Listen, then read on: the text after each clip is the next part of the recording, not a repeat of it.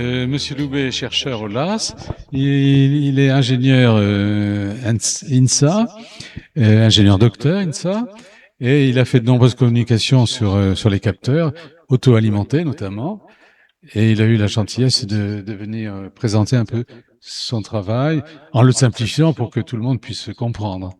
C'est en fonction de la communauté, en fonction des personnes avec qui on communique, le terme de capteur ne parle pas de la même chose. Alors, je vais faire une première, une liste de définitions qui va permettre de classifier un petit peu. Et moi, ce qui va m'intéresser plus particulièrement, que j'appelle capteur dans mon métier, mais qui finalement est un nœud de mesure, ça va être un ensemble d'un système qui va faire de la mesure, du traitement, de la communication de la donnée dans un ensemble de réseaux, donc avec un ensemble de systèmes. Donc tout d'abord, un transducteur, c'est quoi? C'est un matériau, c'est un élément qui permet de quantifier ou de mesurer une grandeur physique, celle qu'on veut justement analyser, traiter, quantifier. L'objectif, c'est généralement d'avoir un signal qui est électrique, donc sous forme de tension, pour pouvoir l'utiliser directement sur nos systèmes d'information, donc électroniques. Ce que moi j'appelle un capteur, finalement, c'est ce transducteur-là, plus un petit peu d'électronique qui est autour et qui permet de l'utiliser directement sur de l'électronique. Donc faire en sorte d'avoir une donnée qui est soit numérisée, soit numérisable directement avec un système classique. L'objet de mes recherches, c'est notamment ce que des nœuds de mesure ou des nœuds capteurs qui comprennent ce capteur, donc cette capacité à quantifier l'environnement, mais pas seulement le quantifier, traiter cette information localement, la communiquer, généralement sans fil, sur des longues distances, et de prendre en compte tous les problématiques qu'il y a autour, de sécurité, d'alimentation, qui seront les deux points que je vais présenter un peu plus en détail dans la suite. Une fois qu'on a ces nœuds de mesure, on peut les mettre en réseau, donc faire en sorte qu'ils communiquent les uns avec les autres. Typiquement pour suivre des événements ou des phénomènes sur des échelles un peu plus grandes. À l'échelle d'un bâtiment, à l'échelle de typiquement un barrage hydraulique, si vous voulez suivre sa déformation, ses hauteurs d'eau, un seul capteur n'est pas suffisant. Donc on va mettre plusieurs qui doivent travailler de manière conjointe. Pour aller au-delà de ça, on a ce qu'on appelle les systèmes cyberphysiques. On va utiliser un modèle numérique. Donc sur un ordinateur, on va avoir une conservation des données, de l'évolution des données et du pronostic, du diagnostic pour essayer d'avoir une idée de comment évolue l'objet qu'on observe et d'avoir son historique. Typiquement pour anticiper des défauts ou se rendre compte d'un défaut et faire de la maintenance plutôt prédictive que curative. Et si on va au-delà de ça, si on met tous ces systèmes-là ensemble, on va parler d'Internet des objets. On va les connecter au travers d'Internet et avoir un système ultime qui regroupe toutes les données qu'on est capable de mesurer, qu'on est capable d'utiliser conjointement pour pouvoir faire du traitement massif de données pour des applications diverses et variées. Point qui m'a été remonté tout à l'heure, le pendant du capteur, c'est ce qu'on va appeler un actionneur. Donc, généralement, on fait de la mesure et comme ça a été dit en introduction, on veut pouvoir avoir un effet sur ce qu'on observe ou ce sur quoi on travaille. Donc ça peut être typiquement dans la domotique, si vous voulez regarder la température de votre maison, en fonction de cette température-là, vous voulez activer ou non votre chauffage. Donc ça va être un jeu entre capteur et actionneur pour pouvoir avoir une régulation qui se fait. Donc moi, l'objet d'étude, comme je l'ai dit, c'est ce que j'appelle un nœud de mesure, donc un nœud capteur, une capacité en fait de traiter de l'information, d'être en capacité de faire des mesures d'éléments physiques, de température, de déformation mécanique, de propriétés propres à certains éléments, de traiter cette information-là, donc de la transférer, d'utiliser de manière numérique, d'être capable de regarder. Est-ce que ce qui m'intéresse c'est la valeur absolue? Est-ce que c'est une variation dans le temps? Est-ce que c'est une valeur moyenne?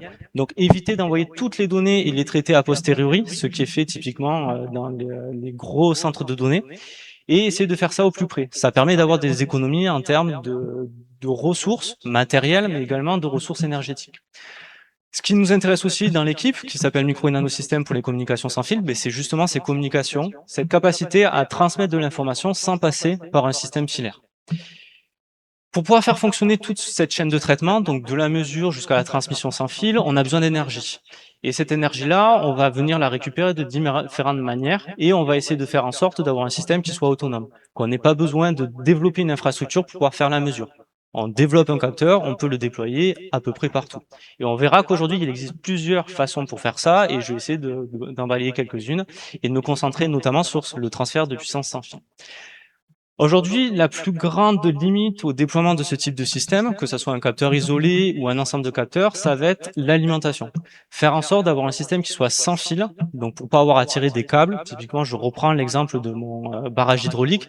Si on doit suivre la déformation mécanique sur l'ensemble d'un barrage, il va falloir tirer des câbles électriques sur l'ensemble de la structure. Ça va coûter très cher et ça va demander beaucoup de temps en traitement, en installation. D'où l'intérêt d'avoir un système qui soit sans fil et qui soit facilement déployé. Donc, comme j'ai dit, la première chose sur laquelle je vais revenir, c'est l'alimentation électrique de ce genre de nœud de mesure. Donc, tout d'abord, un petit peu le besoin. De quoi on parle? On va être sur des systèmes qui sont relativement restreints. On est sur un capteur, une mesure ponctuelle, ou en tout cas assez limitée. Donc, on va avoir un courant de quelques milliampères, voire centaines de milliampères, et des tensions d'alimentation qui sont aujourd'hui, pour de l'embarquer, aux alentours de 3,3 volts. On a beaucoup diminué, on continue à diminuer, on commence à avoir des systèmes électroniques qui fonctionnent très bien à 1,8 volt, donc ça permet de diminuer d'autant la consommation statique, et les évolutions vont aller vers de la tension d'alimentation à 1,2 volt, voire 1 volt. On commence à avoir des systèmes, ils sont pas forcément industrialisés, ou en tout cas sur le marché à grande échelle, mais on commence à avoir ce type de système-là pour réduire la consommation globale. Aujourd'hui, les sources conventionnelles d'énergie électrique, ça va être le réseau. Si vous avez besoin d'alimenter un système, un capteur, vous allez vous brancher directement sur le réseau électrique. D'un point de vue utilisateur, c'est très bien. On a l'impression d'avoir une quantité d'énergie infinie. On se pose pas la question, est-ce que si je branche, j'aurai de l'électricité ou pas? On part du constat qu'on aura de l'électricité. Le problème de ça, c'est que une fois que vous l'avez branché, vous ne pouvez pas déplacer votre objet. Au mieux, vous avez une rallonge, vous pouvez le déplacer de quelques mètres, mais en fonction de ce que vous voulez faire, ça peut être limitant. Pareil, il y a certains éléments qu'on veut quantifier, qu'on veut observer. Je reprends encore l'exemple du barrage hydraulique. C'est impossible aujourd'hui de tirer un réseau électrique sur l'ensemble d'un barrage juste pour placer quelques capteurs. Donc, pour éviter ça, pour augmenter cette mobilité, la solution conventionnelle qu'on utilise essentiellement aujourd'hui, c'est les piles et les batteries. Donc la différence entre l'un et l'autre, c'est la capacité d'être rechargé ou pas. Donc c'est très bien parce qu'on a un système qui devient sans fil, on peut le déployer un peu partout, il peut être mobile, on peut le déplacer d'un endroit à un autre, mais l'inconvénient, c'est sa durée de vie. Même si on a un système qui est rechargeable, on va avoir une durée de vie qui va être estimée en mois, voire en années. Mais au-delà de ça, il va y avoir un coût de maintenance, un coût de recharge, un coût de remplacement qui va être rédhibitoire. Typiquement, c'est ce qui manque aujourd'hui pour pouvoir alimenter des réseaux de capteurs à grande échelle. Donc, quelles sont les solutions sur lesquelles on travaille et les solutions qui commencent à émerger? Ça va être de deux natures. La première, c'est la récupération d'énergie ambiante. On va utiliser l'énergie qui est dans notre environnement pour essayer d'alimenter notre capteur. Je verrai sur la planche suivante les différentes sources d'énergie qu'on trouve dans notre environnement et essayer de quantifier est-ce que c'est quelque chose qui est facile à mettre en œuvre ou pas et quelles sont les quantités d'énergie qu'on peut avoir à disposition. Okay. Très bien. Le problème de ça, c'est qu'on est sur des choses qui vont être très dépendantes de l'environnement de déploiement. Si on déploie à un endroit ou à un autre, les propriétés, les sources d'énergie qu'on a dans l'environnement vont être différentes. Donc, c'est pas parce que notre système fonctionne très bien à un endroit, notre nœud de mesure fonctionne très bien à un endroit, qu'il fonctionnera de la même façon ailleurs. Donc, pour éviter ça, on peut passer sur ce qu'on appelle le transfert de puissance sans fil. Au lieu d'utiliser l'énergie qui est dans l'environnement, on va générer cette énergie-là pour pouvoir accéder à des objets pour lesquels on n'a pas les sources conventionnelles. Donc ça peut être du secteur, brancher une source qui va générer de la puissance qui va être récupérée par notre capteur éloigné, ou ça peut être un système qui est lui-même autonome, qui récupère, comme précédemment, sous forme de transducteur, de l'énergie et le transformer dans une autre forme d'énergie qui va être transmise vers notre objet. Donc les slides suivantes vont permettre d'illustrer un petit peu plus ça. Donc la première, celle qu'on connaît le mieux, c'est l'énergie lumineuse, le soleil. On va utiliser les panneaux photovoltaïques, l'effet photovoltaïque, pour récupérer l'énergie des photons et les transformer en électricité qu'on va pouvoir utiliser pour alimenter nos systèmes. On commence à voir pas mal ce système dans nos environnements. C'est des capteurs qui sont un peu anciens, mais c'est des capteurs en Italie de suivi de la qualité de l'air au niveau des arrêts de bus, ce genre de choses. Si on regarde au niveau de Toulouse, il y a pas mal d'objets qui commencent à être alimentés avec l'énergie lumineuse. On a des cycles jour-nuit, on a des cycles des saisons, on a des météos qui sont variables, et donc un système qui fonctionne très bien à certains endroits ne fonctionne pas bien à d'autres. Il y a quelques années, il y a des eurodateurs. Il s'est passé une semaine nuageuse. Pendant cette semaine-là, tous les eurodateurs sont tombés en panne. Donc, ce qui n'est pas terrible. Alors que le même système sur le village d'à côté ne posait aucun problème parce que l'orientation et l'environnement étaient très différents. Donc c'est quelque chose qui est assez problématique. Une autre source d'énergie, c'est l'énergie mécanique. Donc c'est quelque chose qu'on connaît très bien. La génération d'électricité forte puissance, que ce soit les centrales nucléaires, les éoliennes, les barrages hydrauliques, etc., fonctionnent sur ce principe-là. On a un flux, on vient faire tourner un élément et par des effets électromagnétiques, on vient générer de l'électricité. Donc on peut faire ce genre de système-là pour faire de la récupération. Ça peut être une dynamo. Typiquement, c'est l'exemple que je vous présente ici, qui est en fait une bouée de surface qui permet à partir des vagues de récupérer de l'énergie pour alimenter un capteur, de qualité de l'eau et transmettre l'information. On peut aussi récupérer avec l'effet piézoélectrique les effets de vibration. Donc quand on marche ou quand on a des vibrations, on peut récupérer ces éléments-là pour réussir à alimenter notre système. Donc on est sur des cas un peu plus complexes. Mais typiquement, en parlant d'actionneurs, il y a quelques années, je pense que c'est Schneider Electric qui a proposé un interrupteur qui fonctionnait sur ce principe-là. Quand vous appuyez sur l'interrupteur, on récupérait par un effet piézoélectrique l'énergie de l'appui et ça envoyait juste la commande pour votre ampoule pour qu'elle puisse s'allumer. Donc c'est des choses qui commencent à exister, qui sont pour l'instant très à la marge, mais c'est des choses qu'on peut exploiter. Une autre source d'énergie, c'est l'énergie thermique. Si on a une différence de température, on est capable d'alimenter un système par l'effet Seebeck, donc l'inverse de l'effet Peltier qui est utilisé pour refroidir. Et typiquement, c'est des choses qui au niveau de l'industrie, pour pouvoir avoir une différence de température qui vous permet de générer l'électricité. Une autre source d'énergie qui est dans notre environnement, et c'est depuis quelques années, on dit qu'on est dans un environnement, une bouillie énergétique, d'ondes, beaucoup d'ondes. Mais la question, c'est est-ce qu'on peut utiliser ces ondes-là pour alimenter des capteurs? Alors oui, mais dans certaines conditions. On a des exemples ici. Donc ici, des collègues japonais ont récupéré les ondes électromagnétiques qui sont utilisées pour la télévision numérique terrestre. Et ils sont à plus d'1 kilomètre. Ils sont capables de récupérer cette énergie-là, la transformer en électricité et alimenter donc un capteur, un peu de traitement et de la communication sans fil. La même chose avec les bandes FM. Alors, je ne sais plus si c'est en Espagne ou au Canada. Le problème, c'est qu'on a des antennes qui sont excessivement grandes. On a quelque chose qui fait 2 mètres par 60 cm. Donc, la question peut se poser, est-ce que c'est quelque chose qui est réellement déployable ou pas? Mon avis est que, typiquement, dans cette pièce, si on a un mur qui n'est pas recouvert, est-ce que c'est un problème d'avoir une antenne qui fait 2 mètres sur 80, qui est juste intégrée dans le mobilier et qui permet, par contre, d'avoir peut-être un suivi de l'environnement, de la qualité de l'air, ce genre de choses? La question peut rester ouverte. En tout cas, il y a un effet qui est assez important au niveau de la taille.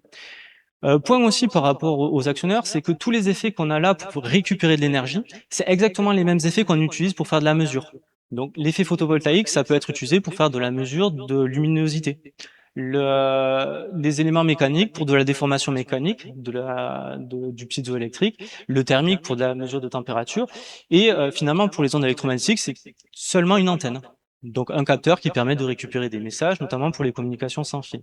Donc ça marche exactement la même chose de la récupération ou de la mesure, mais c'est exactement les effets inverses qui permettent de faire de l'action. Donc utiliser des actionneurs. Si je reprends l'exemple piézoélectrique, si vous avez une déformation de ce matériau-là, vous allez avoir un courant électrique qui est généré, une tension. Par contre, si vous appliquez un courant ou une tension à ce matériau, vous allez le déformer.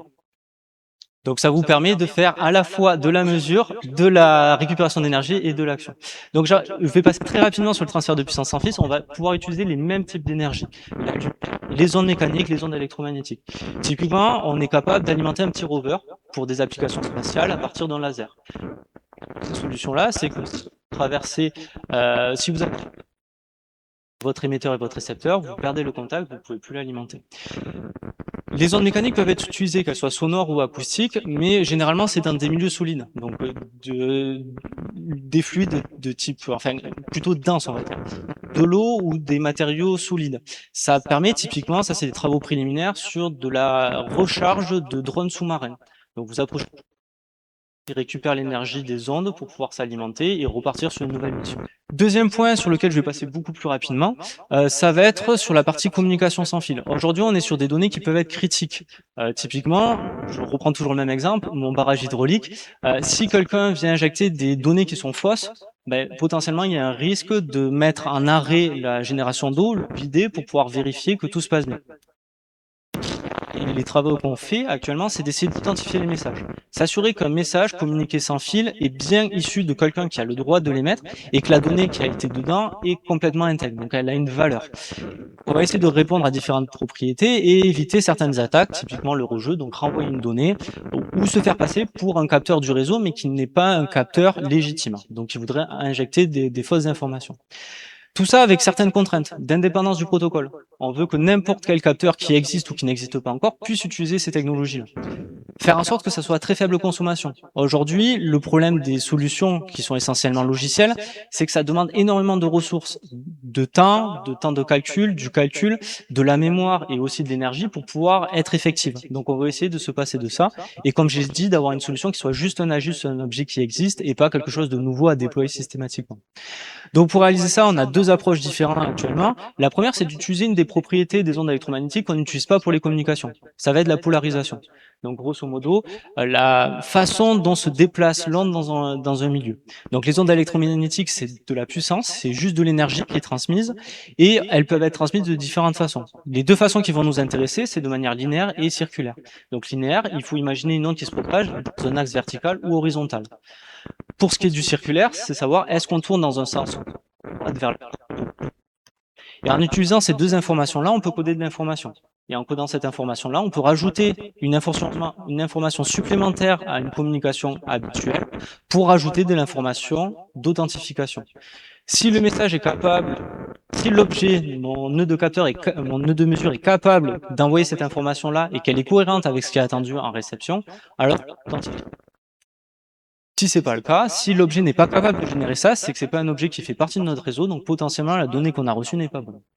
Il y a tout aussi un système à mettre en place au niveau du type d'algorithme à implémenter pour être sûr d'avoir des messages d'identification qui sont uniques, qui soient utilisables, mais qui soient connus aussi pour s'assurer justement de l'authentification. La deuxième solution que je vais présenter encore plus rapidement, je pense, c'est dans le cas de la téléalimentation. On va réutiliser en fait l'onde qui permet d'alimenter notre capteur pour authentifier notre message. Cette onde-là, on peut la contrôler. On peut modifier ses paramètres physiques. On peut modifier son amplitude. On peut faire du saut de fréquence, etc. Cette empreinte-là, elle est fixe au moment où il est. Si un objet nous la renvoie, elle sera renvoyée avec les mêmes propriétés. Donc on va essayer d'utiliser ça pour faire ce qu'on appelle de la rétrodiffusion. On envoie une onde et on va essayer de la renvoyer, et ses propriétés physiques sont les mêmes. Et en plus de ces propriétés physiques-là, on va essayer d'envoyer de la donnée numérique supplémentaire. Donc coder de l'information, que ce soit en amplitude, en fréquence, etc., pour message. C'est quelque chose qui est encore, on va dire, qu'il y a plusieurs niveaux d'authentification possibles. Des systèmes qui sont téléalimentés, ce qui n'est pas aujourd'hui le cas de la majorité des capteurs qu'on retrouve dans le commerce. Donc pour finir sur cette partie-là, moi, la question qui m'a été posée, c'est qu'est-ce qu'un capteur? Donc finalement, un capteur, ça va dépendre de avec qui vous discutez. Pour un technologue, il va vous dire que ce que j'appelle un transducteur, c'est un capteur. Pour moi, ça restera un transducteur. Ce qui nous intéresse au sein de l'équipe de recherche, ça va être le système qui intègre des capteurs, voire des actionneurs, et qu'on va appeler nœud réseau, et idéalement avec un modèle numérique qui a l'image des données qu'on a mesurées. Quel que soit le type de système qu'on déploie, c'est toujours une histoire de compromis. Quelle est l'énergie dont j'ai besoin? Quel est le type de mesure dont j'ai besoin? À quelle fréquence? Avec quelle précision? Tout ça va rentrer dans le compromis de conception qu'on va mettre en œuvre. Et aujourd'hui, la principale limite de déploiement, c'est l'alimentation. Si on est capable d'alimenter sur le long terme, je pense qu'il y aura une explosion de capteurs, encore plus que ce qu'on vit aujourd'hui. Je vais m'arrêter là en espérant ne pas avoir explosé le timing. Merci beaucoup.